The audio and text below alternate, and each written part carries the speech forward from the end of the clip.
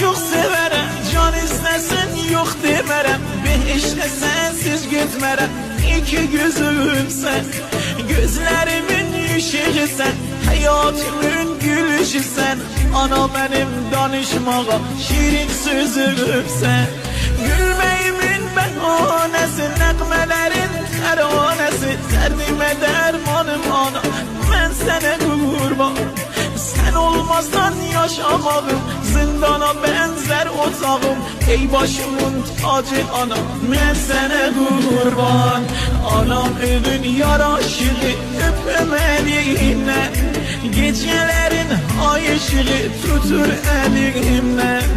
Anamın yaraşığı öpmeliğine, gecelerin ay ışığı tutur elimden.